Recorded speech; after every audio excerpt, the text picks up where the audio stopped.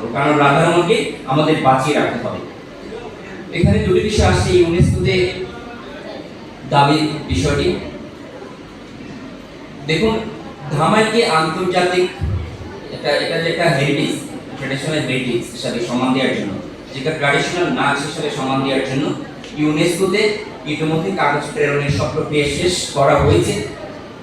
বাংলাদেশ ধামাই উন্নয়ন পরিষদ হয়েছে, যেটার সহসভাপতি আমি। আর ধামাই দিবসকে আন্তর্জাতিক ধামাই দিবস পালনের জন্য যে কোনো একটা দিবসের স্বীকৃতি দেওয়ার জন্য অনেকটা ডকুমেন্টস অনেক সাবমিট করতে হয়। এই যে বছরের যে অনুষ্ঠানটা হলো, আমি আমার দুইটা মোবাইলে কিন্তু আজকে ভিডিও করছি, কোনো কারণে যদি একটা মিস হয়ে যায়, যে এই ডকুমেন্টস গুলো আমরা নেব, আমরা অডিও ভিডিও বিভিন্ন নিউজ পেপার নিয়ে আমি মনে করি এখনই উপযুক্ত সময় হয়নি দাবি করার। আজকে যেভাবে হচ্ছে, হয়তো আগামী বছর আরো বড় পরিসর হবে সারা বিশ্বব্যাপী।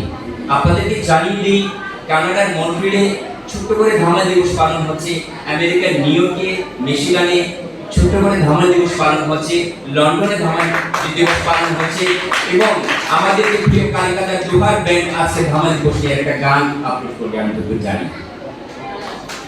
এটা তো অনেক বড় একটা পাওয়া আমাদের জন্য। হ্যাঁ, তো আমি এই জন্য বলছি যে আমাদের এই ধর্মনগর কৈলাসহর ধামাই দিবস শুরু করে হচ্ছে। আমি খোঁজ নিয়েছি, আমাদের সিলেট অঞ্চলে বাংলাদেশ ধামাই উন্নয়ন পরিষদ জেলা শিল্পকলার সাথে যুক্ত হয়ে আছে ধামাই দিবস পালন করছেন। আমি প্রত্যেক সংগঠন, প্রত্যেক ব্যক্তিকে অনুরোধ করছি, এবং আজকে যারা উপস্থিত আছে আমি এখনো অনুরোধ করবো, যদি আপনি আজকে ফেসবুকে স্ট্যাটাস দিয়ে না থাকেন, ধামাই দিবস সফল হোক এই কথা।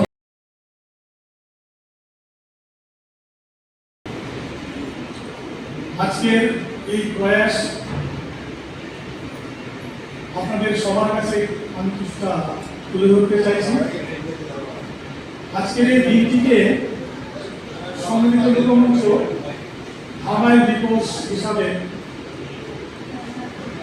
দাবি জানাচ্ছে এবং আপিল করবে সরকারের কাছে, যাতে আমরা এই দিনটিকে আন্তর্জাতিক ধামাই দিবস হিসাবে পালন করতে পারি। এর প্রেক্ষাপট হলো, আমরা বিগত দিনে ফেব্রুয়ারি মাসে যে ধামাই উৎসব করেছিলাম, তাতে আমরা বাংলাদেশ থেকে যে ডেলিগেটরা এসেছিলেন আমন্ত্রিত শিল্পী হয়ে, তাদের কাছ থেকে জেনে আমরা এই প্রোগ্রামের আমরা অনুপ্রেরণা পেয়েছি। এখানে আছেন মুস্তাক আহমদ ভাই, উনি পরবর্তীতে তার পুরো প্রেক্ষাপট আপনাদের কাছে ভীষণভাবে বলবেন। তো আমি বলছি, সম্মিলিত লোকমঞ্চ তার মূল উদ্দেশ্য এই অঞ্চলের লোক সংস্কৃতি চর্চা, প্রচার এবং প্রসার, এই তিনটি নিয়ে আমরা কাজ করে চলেছি। এবং এই প্রেক্ষিতে আমরা অনেকগুলো অনুষ্ঠান করেছি, তার মধ্যে একটি লোকগ্রন্থ, একটা করছি ধামাই নিয়ে, ধামাই কুমারী, ধামাই শ্রেষ্ঠ ধামাই দল। এছাড়াও বিভিন্ন সময় আমরা বিভিন্ন গ্রাম